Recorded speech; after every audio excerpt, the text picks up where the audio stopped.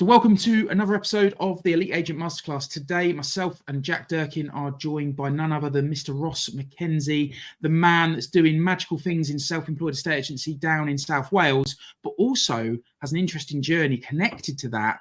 Out of pure frustration, he's launched another business. He would be deemed what is now becoming a serial entrepreneur. I read something the other day, and it'd be interesting to put your brains on it, Ross. We'll probably start there, actually. I read something the other day. I subscribed to this newsletter. I get an email through from this business guy, and the title was, have you got entrepreneurial ADHD? And the point he was making is that do you kind of like the idea of creating new businesses, building them, and then it's like, okay, cool, I've built that. Let's have a look at another one. Let's start there. Firstly, thanks for that intro. I think I might put that on my gravestone or something. That was pretty cool. That's nice. Thanks, pal. I definitely have that, if that is a thing. I mean, I work with a coach at the moment, and he is so good at asking brilliant questions and getting good stuff out of me. And I just come to the conclusion since I've been working with him that I just like building stuff. I like building stuff as long as it's for the right reason, the right intentions, and they align, nicely with your morals and principles. Then it's just fun, right? We're trying to solve some big problems in the industry at the moment, which is really cool as well.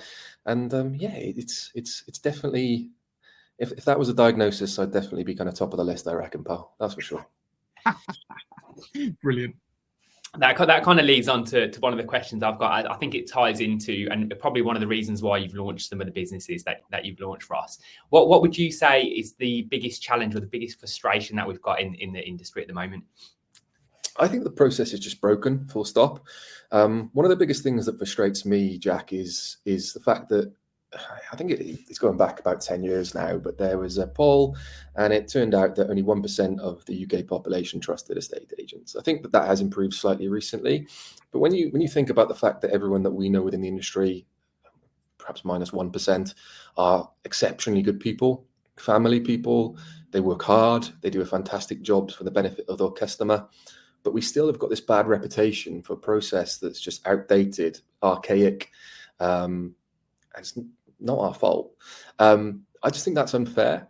So from my perspective, one of the biggest challenges that I'm trying to tackle right now is that perception of what a estate agency actually is and who we are as a group of people.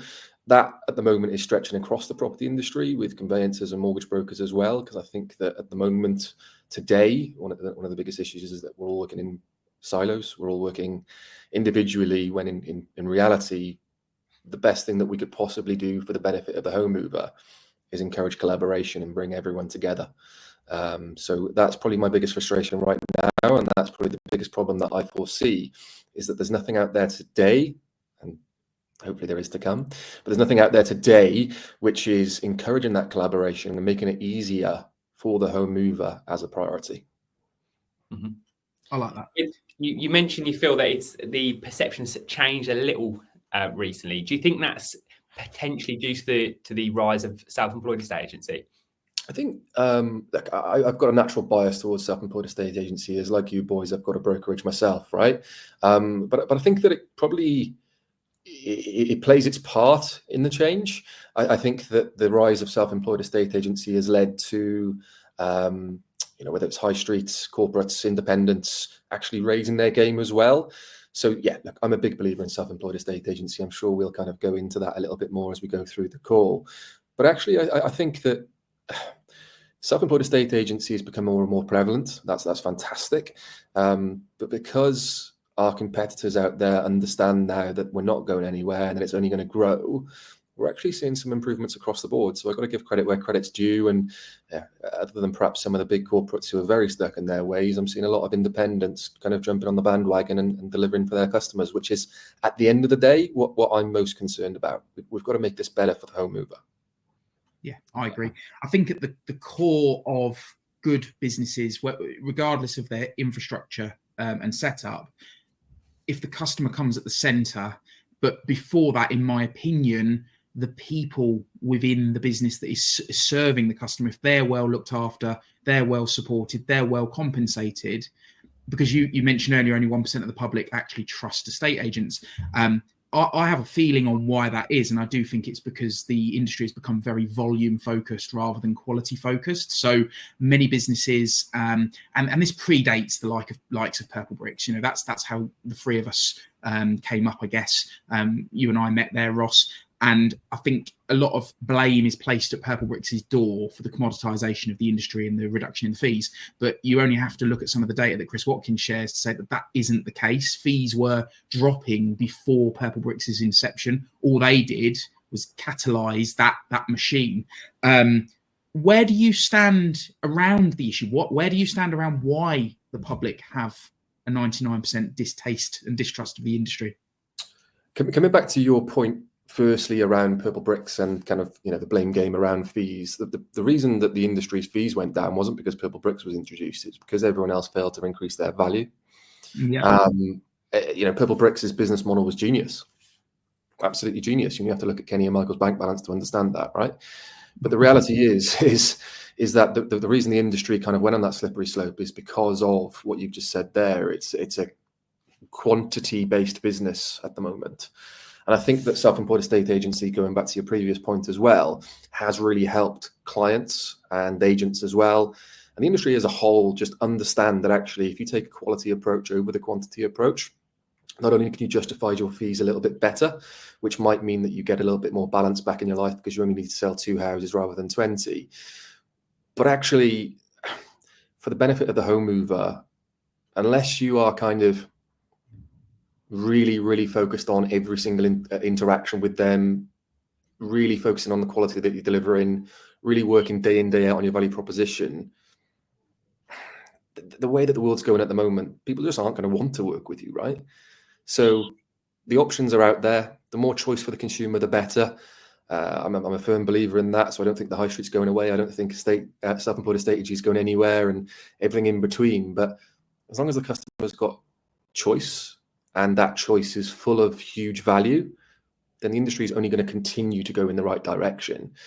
I just think now that, you know, we're looking at it kind of holistically, and we're looking at it from the whole of the market perspective, the process is also broken.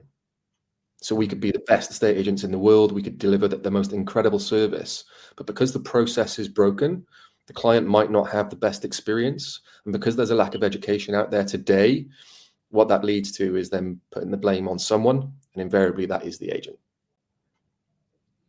Very fair, very fair. Your journey then, so post Purple Bricks, obviously you then, if I have got this chronologically right, you then went from Purple Bricks to Keller Williams? Almost. I took Purple Bricks was great, firstly, right? Us boys met at Purple Bricks, and I've got to say, like, that kind of 5 years of my career, very similar to you boys. I kind of climbed that ladder, and it gave me some fantastic opportunities that we hadn't had before, which was fab. We also had some fun, but we won't talk about that because I'm pretty sure our wives will probably... no, I'm only joking. But it was good, right? But when I left, it was the right time to leave. And actually, I don't know why I did this, to be honest, but I went back to Countrywide for 6 months. Okay. I don't really know what my mindset was at the time, if I'm completely honest, because looking back, I don't think that decision was based on any kind of logic whatsoever. But it was a real eye opener for me because we talked earlier about some corporate estate agencies being very stuck in their ways. This is nothing personal against the people that work within that business or within Connells as it now is. But in my humble opinion, that is the broken model. That is the model that for me won't be around forever because it just is a quantity over quality approach.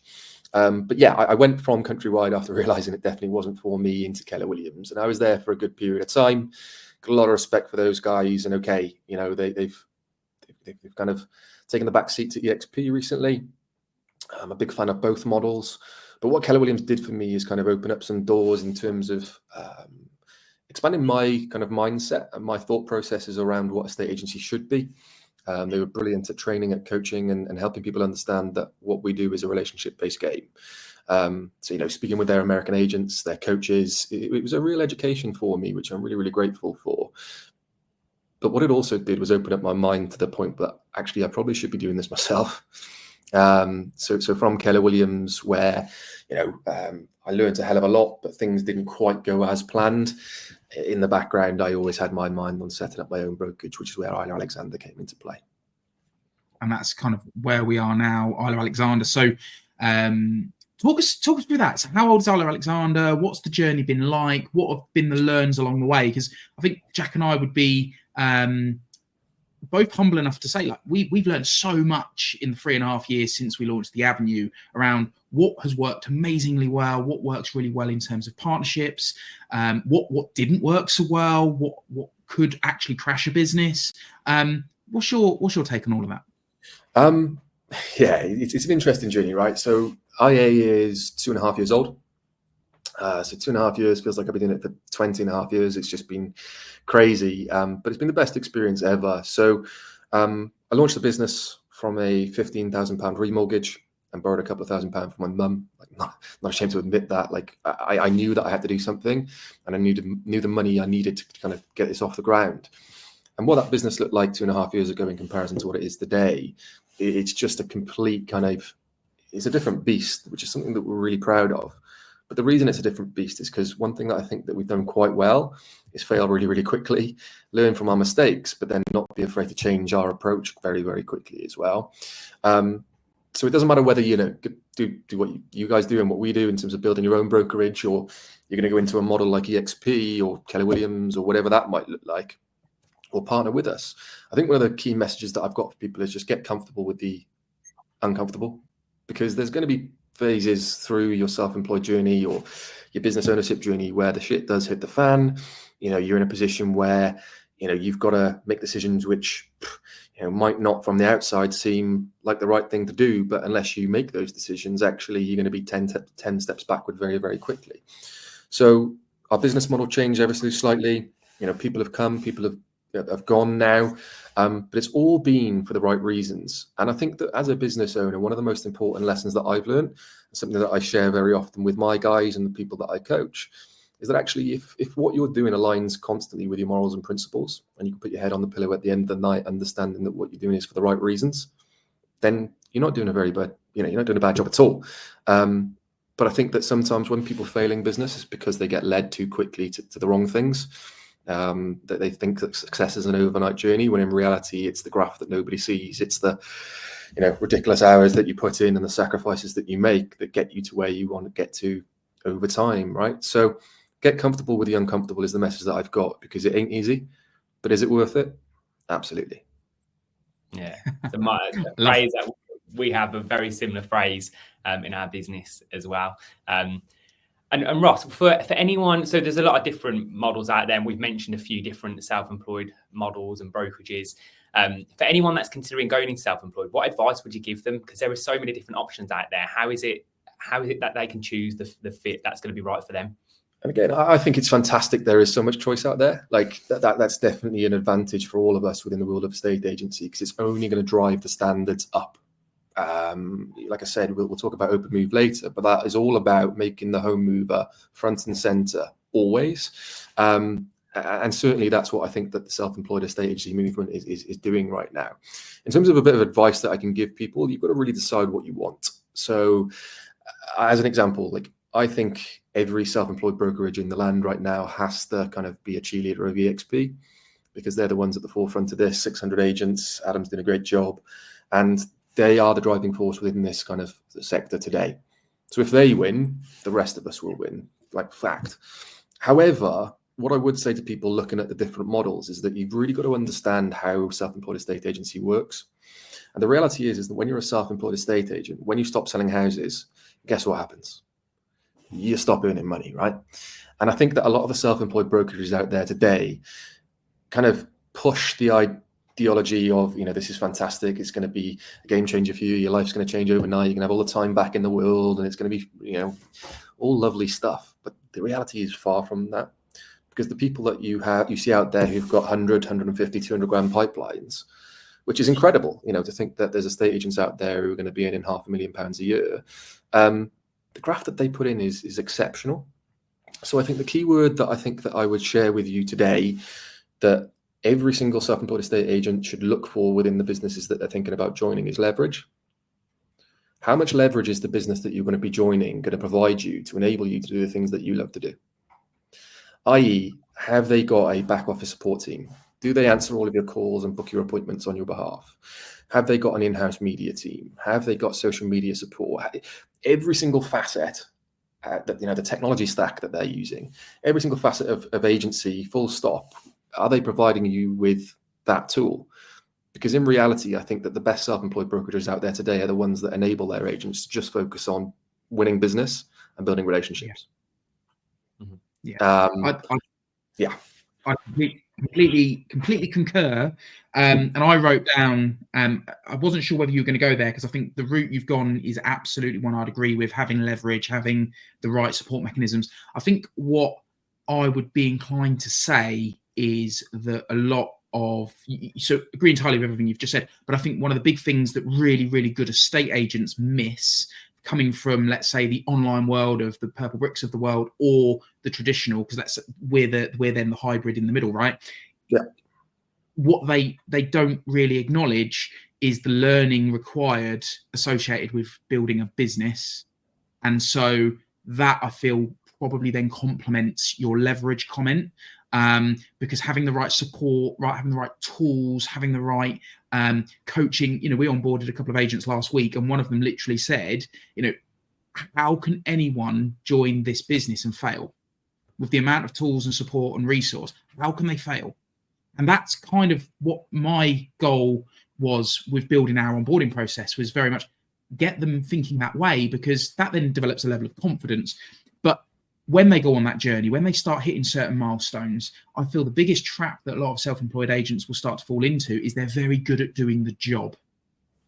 But are they good at being business owners? So I was on Rob Graves' podcast a couple of months ago, and I spoke about this kind of difference between self-employment and business ownership. And like I said, going back 5 minutes or so, what happens when you stop selling houses as a self-employed estate agent? You stop earning money. And I think that it's the real kind of interesting bottleneck that our industry is going to go through over the next 5 years. Because you could have all the success in the world, you could be earning hundreds of thousands of pounds as a self-employed broker, all the nice things that come with it, be happy as Larry. But if you're not thinking like a business owner, when that comes to the stage where you do want to kind of start working on your business rather than in it, and you haven't got the systems and processes around you to enable you to do so, you're pretty screwed. Yeah. So I think, on that education piece, a huge part of our responsibility as estate agency brokerage owners is to educate our partners and all of those around us, to enable them to think in the right way that will enable them to learn in the right way as to how they can build their business to enable them to have the life that they want to live. And that looks like leverage. That looks like growing a team. That looks like putting things in place where they've got passive income for life. Because otherwise, when it does come to that stage where they want to stop selling houses, they either can't, or quite simply, they're just going to have no money in the bank. So that's going to be a real problem that we've got to solve over the coming years, for sure. 100%. But I'd say for the industry and for the individuals, because I very much subscribe to the Richard Branson philosophy of look after the people and they will look after the customers. And so that's a nice problem to have. If we're in a position 2, 3, 4, 5 years from now, I, Alexander, in the Avenue, you and I and Jack are having a conversation over a beer or a coffee, and we're like, so the big challenge we've got right now is that we've got all these people earning 6 figures a year, doing really well. The customers are loving life. But how do we make sure that they're financially secure for the future and can get off the hamster wheel? That's a nice problem to be having to try and solve. It's one of the best headaches that we could possibly provide, right? But it's certainly one that we've got to think about now, because what we don't want it to do is smack us around the face in a few years' time when it actually happens. And look, I know you boys have had incredible success, and a few of my agents are at the stage now where they're earning 6 figures and they're kind of building a team out and doing all the nice things, which is fantastic. But yeah, we definitely have to solve that, because is someone having hundreds of thousands of pounds worth of income a year better than someone being stuck in an office on a 20 grand basic and 10 grand commission on top? Yeah, I think so. But like I say, the kind of legacy issue there is helping people understand that with great power comes great responsibility. And what you do with that money to safeguard the rest of your family's future is vital. It's a completely different problem to have, isn't it? Like you've just said, and we've got one agent in the business currently that is earning six figures, multi six figures, and is in a great position. Her challenge now is letting go and being able to buy back her time. It's a book that I'm reading at the moment, actually, that James recommended. But being able to buy back her time, put the measures in place, put the systems and processes in place that's going to give her more time to have back with family or to focus. 100%. So like three books on that, right? So Rich Dad Poor Dad is the obvious one because it helps you understand why becoming a business owner is so important, and et cetera, et cetera. We know that one. But two other good ones in terms of systems and processes. So you've got the E-Myth. It's the entrepreneurial myth, and Built to Sell. Both are about systemizing your business to the point where when it does come time to step away, someone else can step in and it will just run seamlessly. Like the McDonald's handbook, as an example. That's what it's all about, right? So, yeah, it's an interesting kind of period of time when you go from working in your business to working on it, but it's one of the most empowering things if you get it right. Absolutely. It's an exciting time in the industry, and I think the momentum is definitely gathering. And like you said earlier, you have to give props to the likes of EXP. They are the driving force in the self-employed space, so you have to give them massive props. But it doesn't mean that is the one size that will fit all. I think we've certainly recognised that our niche, and I'd imagine, and I want to understand this from your perspective and whether you've now established this. In the early stages, we did see some agents come and go, as you referred to earlier, but I think we've now hit this groove where we really clearly understand. We knew what our niche was in terms of our client, in terms of customers, home sellers, but we've carved out our niche along the journey around understanding who our target agent is, and it isn't everyone. Have you kind of come to the same conclusion with IA? Yeah, so you boys will know, because you followed my journey as closely as I followed yours, that when we first launched, it was kind of throwing shit at a wall and trying to make it stick, because we were just doing everything that we can to get through that first 12 to 18 months. Whereas what's happened recently is we've aggregated our business to become South Wales based. We've grown the lettings business, the mortgage business, alongside the sales business. And I've now got 3 directors in each of those who own shares within each business, kind of running the day-to-day. And what that's enabled me to do is kind of take a step back and understand how we can improve the business from a kind of a long-term kind of point of view. And the kind of conclusion that I've come to is that yes, we do rely on these kind of big boys with huge American backing, taking the market by storm and proving that the concept works. But I'm actually banking on the fact that self-employed estate agency will actually become a little bit more local in the future. And what I mean by that is that I'm a big believer in community. So if you can become the go-to person within your local community, when anyone who thinks of property thinks of you, it's not a bad place to start, right? So I do anticipate that, we've all got slightly different business models, but the Avenue, Alexander, Avocado, Marco Harris, more geographically based agents who might have aspirations to grow, but actually never losing sight of where you've come from and the communities that have got you there. That's probably where self-employed estate agency will end up. So I think community and kind of, local hubs where people can come together and kind of collaborate, I use that word again, at a really high level for the benefit of the home mover. That's where I'm banking on the industry heading. I like that. Yeah, I can see that as well. Before we move into your latest venture, and if anyone is on LinkedIn and is in any way remotely connected to the world of conveyancing or estate agency and isn't aware of this brand that you're about to unveil in the new year, then they must be living under a rock. But before we go there, my question to you, and you've mentioned it probably, I've been counting it up, but I might have missed one, at least maybe 4, possibly 5 times, the word coach or coaching. And you obviously mentioned that you have your a coach that you work with. You place a lot of value there, right? Oh, huge. So I started working with a guy called Phil Hanlon probably 3 months ago, genuinely only 3 months ago. I have previously worked with other coaches purely on a business point of view and perspective, specifically within a estate agency, and especially when I was at Keller Williams, in all fairness. But working with Phil over the last 3-4 months has really just opened my mind to what's achievable. It's opened my mind to the support networks that are out there. And it's got me thinking in a way that's so different to what my old mindset was, that my vision for what my future and what my family's future looks like has gone from a 12-year plan to a 4-year plan. And that's significant. So it's where Open Moove has come from. It's an incredible kind of period of time in my life that I'm going through right now, because at the end of the day, I wasn't expecting to have a tech business at the start of 2024, but by working with a coach who enables me to do what I need to do kind of in my thought process and giving me that kind of room to think properly, it really has given me all the opportunity in the world. So if anyone out there doesn't work with a coach currently, or doesn't have an accountability partner within the business that they work with as a bare minimum, you absolutely have to, because it just is a game changer on so many different levels. Love that. I love that. And the reason I touched on it is A, you've mentioned it half a dozen times. B, I knew that it was something that was really important to you, and I knew that you would articulate the message around how important coaching is.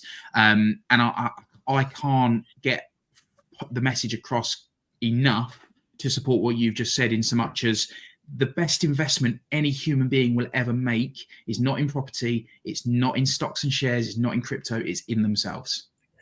I've just come off a call with Simon Gates, literally just before we jumped on together, and we're going to be working closely together on a couple of bits and pieces over the coming months, so keep an eye on that as well, which is really exciting.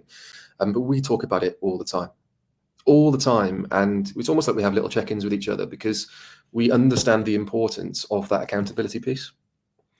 It doesn't matter what kind of coach that you work with, whether it be purely business, purely personal, or a mixture of both. Having someone by your side who can hold you to account, can tell you some real hard truths when it's needed, but to also give you the leg up that you need sometimes. Like I see Phil on a Monday afternoon, and I've had a pretty tough week personally, a couple of bereavements in the family and things like that, and I wasn't down in the dumps, but you're in a reflective mood. And I came out of the hour and a half that I had with him yesterday, and I was like a different bloke. Like, that's the power of it, right? It's that mental capacity to enable you to do what you do best.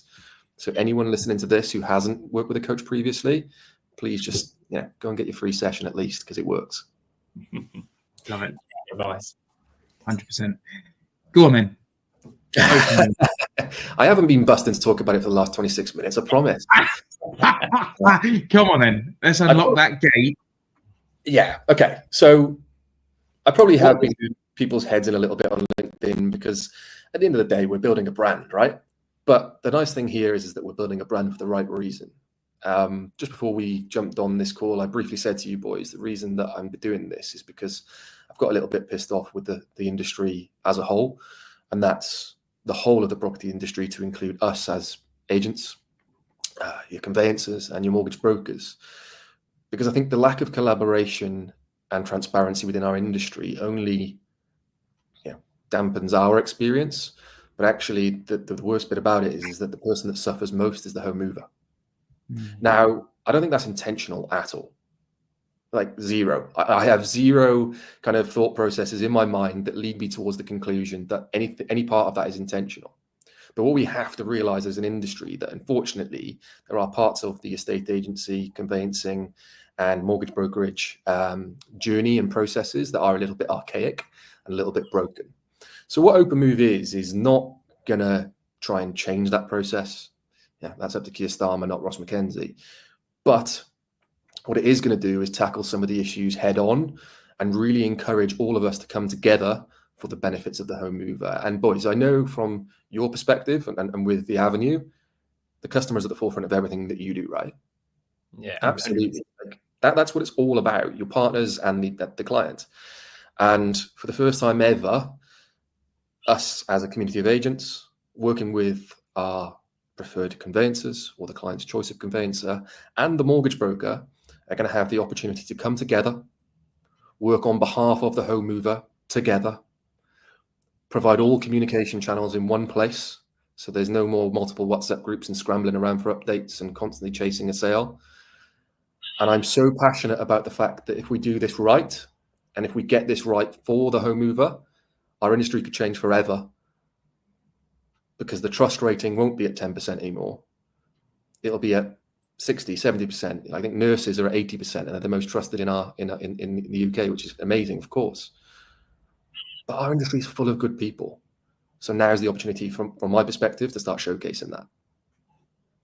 Yeah, you've mentioned a lot about collaboration. It sounds like this is really going to do what it's needed to collaborate and bring everyone together. And I'm sure everyone's busy, estate agents, mortgage advisors, solicitors, everyone is really, really busy. And I think the reason there's so much frustration is because everyone's so busy, you end up taking it out on those others that you're supposed to be working with, not against. And we're all looking to get the same outcome.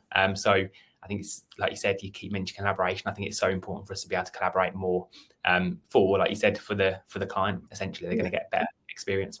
And I think that we're ready for it.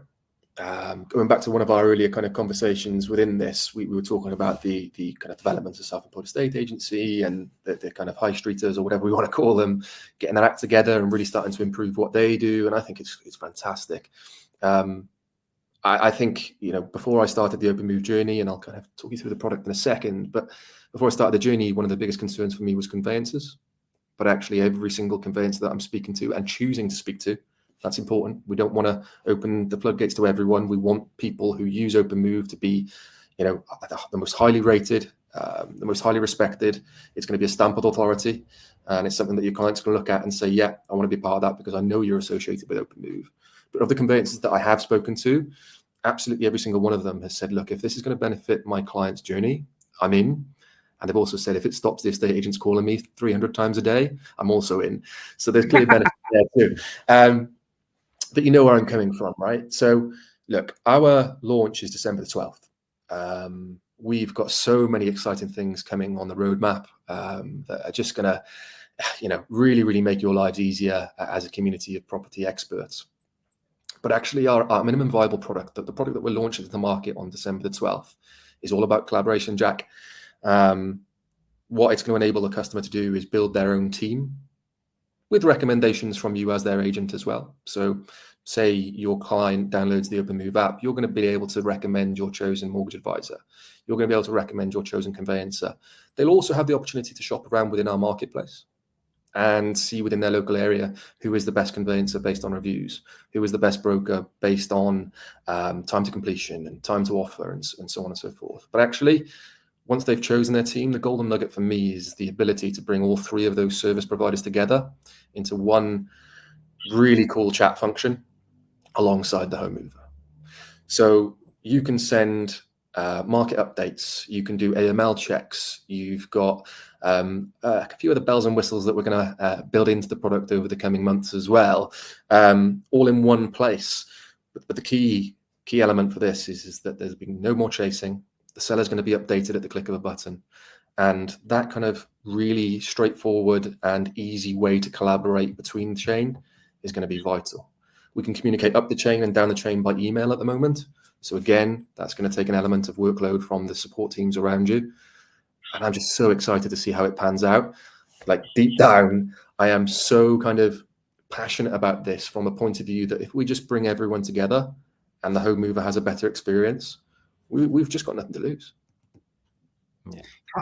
On that basis, it can't go wrong, because communication is the number one reason people get upset, right? That's the reality. If communication was more fluid around, for example, if there are search delays, if there was better communication channels around that, then people won't get frustrated at the conveyancer and saying it's taking too bloody long but they don't know why. They don't ask for why. They just simply place blame. Whereas in this scenario, if it can be dropped in, look, we've applied for searches, we've been told the estimated date of return is this.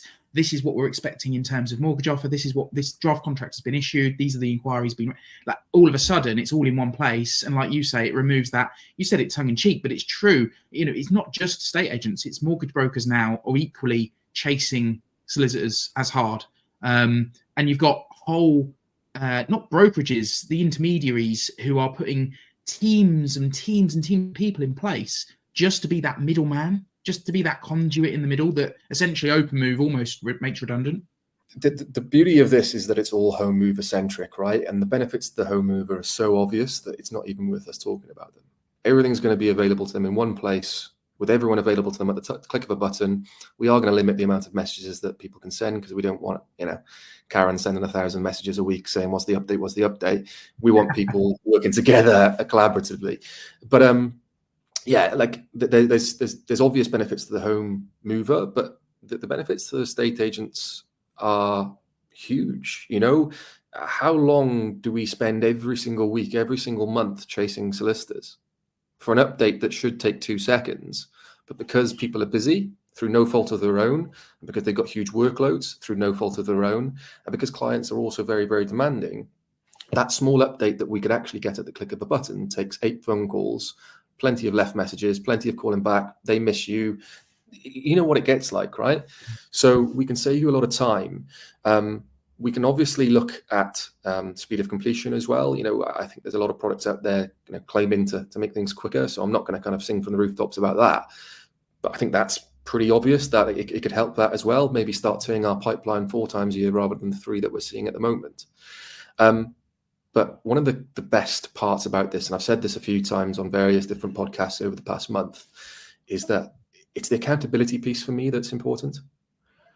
That in-house fighting between conveyancers and estate agents with mortgage brokers just backing off in the background and saying, oh, I don't want to get involved, is gone, because the home mover can see everything. And what that means is that if someone is not pulling their weight within that transaction, actually that will clearly be highlighted throughout the whole journey. So the home seller will know exactly who they need to go to get things fixed. Because the final 2 parts of what we're doing is education and accountability. So education, you've mentioned already, we're going to have a moving journey tracker within that chat function. And at every single stage where we need to help the seller understand what's happening, we're going to provide educational documents to them. So for instance, the box has been ticked to say inquiries have been raised. Well, instantly our AI bot is going to come in and say, hey, here's our article on what this means, what you now need to do that now the inquiries have been raised, and this is what the answers should look like. What we're also enabling ourselves to do for the benefit of the home mover and the service providers as well is implement AI within the chat. And this is a little bit controversial, but I bloody love it. Say the box has been ticked to say that searches have been applied for 2 weeks ago by the conveyancer, and we have data at Moove that tells us that within Cardiff, kind of the geographical area, the local authority search takes 10 days, and we're 2 weeks down the track. The AI bot will come in and say, hey, you haven't given us the update yet to say that the searches have actually come onto file and inquiries haven't been raised. Like, what's going on? So we're also using AI to really push the chain forward and make sure that the completion date happens when it should happen. That's good. And that's the thing, is that sometimes I feel things aren't happening sometimes quickly enough. But then especially for the home mover, they either haven't moved for such a long time, or it could be the first time they're actually moving, buying and selling. So they don't know how long these things are expected to take. They don't know what the next step is. So I think the education piece is huge. I think if we can improve that back end as well, I think a lot of sellers think once they've marketed the house, they get excited, it's amazing, and they sell their property and they're even more excited. But then there's still a long way to go from there, isn't there? From when we agree that sale, there's still weeks that we have to wait for completion to take place and for them to move on to the next chapter. 100%, Jack. And what we don't want to do with Moove is provide extra workflows for you and your teams. What we want to do is reduce the workflows whilst increasing the touch points. So the introduction of AI holding people to account, yes, it will be in there once a fortnight saying, has the seller had their update from a marketing perspective? It will be in there saying to the solicitor, hey, we're 2 weeks in and draft contracts haven't gone out. It will be in there saying to the mortgage broker, hey, I know you applied for the mortgage a month ago. When's the offer due in? But that's so important, because at the moment, what happens is that the estate agent's asking those questions to the conveyancer. The conveyancer gets their backs up and say, well, I'm doing the best I can. And actually, rather than having that in-house fighting, let's collaborate and work together to make this better. And that accountability piece is going to really make that happen. So yeah, not only am I excited to bring people together and really encourage, everything being centered around the client, but I'm secretly a little bit excited about the AI piece and making sure that the standards of our industry improve as well. And I really like that. I think as well, there's probably less chasing that's going to happen, because if the searches aren't due back for 2 weeks, if you do chase during that time to ask for the searches, then the solicitor or whoever is well within their right to say, piss off, we're in 2 weeks' time, leave us to it. But if you know when they're expected, then you don't need to chase. Yeah, it was an interesting kind of realization when this has happened quite a few times for various different things, but searches in particular, like the data is available to everyone. Like everyone can see the data that's available in terms of how quickly a local authority is getting searches back. So we were like, well, if we've got that data, let's bloody use it. And at the end of the day, it's just going to benefit the home mover and the purchasers and the chain. Jack knows this about me. I love an acronym. So you mentioned it earlier about having systems and processes. So in the Avenue, we've got the playbook, and it's got lots of bits and pieces, basically an agent journey. But then I was thinking to myself, as you were talking through their collaboration, education, accountability, I'm like, what you've created there is ACE. Accountability, collaboration, and education. It's just ACE. That's why I love you, mate, because that's going to write my marketing booklets now. But it is though. It works because ultimately it's all well and good collaborating, but if there isn't an education for the client, they're still going to chase things that they aren't educated on and don't understand. If there isn't accountability, then having the collaboration is just going to lead to infighting, just in a different format. So in reality, you've covered all the bases within the Open Moove framework, and it's ACE. I love that, and that's why I love you. Like I say, super important to us as well. Like I say, less workflows, more touch points. We're doing things like integrating with CRM systems. We've had some fantastic meetings with Rex, with Loop, with Streets, and we're working closely with those guys and other case management systems from a conveyancer's perspective to ensure that any communication that happens within the Open Moove platform from your perspective and the Open Moove app from the client's perspective, all notes can get pulled through into your CRM system seamlessly. So it's just happening, right? So we don't want this to become a solution for solution's sake. We're not just creating problems for the sake of creating problems. The industry is broke. But what we're doing is creating a new way of doing things that is home mover centric, is actually just going to fit in seamlessly to what anyone is actually doing right now, because it's all at the click of a button. So it's exciting, boys. I'm super kind of, when you're launching any new business, there's a mixture of apprehension and excitement and all those things that go on. But I really couldn't have wished for a better kind of reaction from the industry.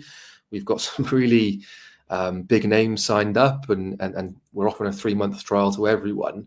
And I'm just super grateful to have the opportunity to see if I can help people's businesses. That's what it's all about, right? Love that. So if people want to connect with you, Ross, in order to find out more about Open Moove and how they can get the more detailed demo, I think you've given a really robust explanation on the pod right here in the last 10 minutes or so. But if anyone wants to go that little bit deeper, how can they connect with you and how can they find out more? Yeah, for sure. So I'm probably doing everyone's head in on LinkedIn at the moment, posting about it every single day anyway. So you can certainly find me on there. And any support is greatly received in terms of likes and shares, because genuinely, this is just about improving the process for the home mover and the service providers in one place. But LinkedIn's always the place to be. But obviously, from my perspective, launch on December the 12th is going to be a huge day for us, where we can really start sharing the full capabilities of what it is that we can do. And we're just looking to work with good people who deliver a fantastic service. Doesn't matter if you sell 1 house a month or 1,000 houses a month. If you're a good service provider and you enable your clients to understand what the journey should really look like, then we'd love to hear from you, because we can certainly help. Love it. Love it. Well, we're right behind you. We've got involved in the launch trial, so interested and keen to explore how it unfolds. And maybe it's worth a chat offline in case you need some intros to certain people that you haven't mentioned that you're talking to. But Ross, it's been an absolute pleasure. Thank you for joining us. And I really look forward to seeing the continued growth of IA, but equally the launch and I have no doubt success of Open Moove. So, mate, thank you for joining us. Boys, I really appreciate it. And I think it just comes back your way to say that you guys need to keep doing what you're doing with the Avenue, because a lot of us are looking up to you guys right now, and you're doing an incredible job within the industry. So keep it going, lads. Thank you, man. You're a gent. Thank you. Until next time.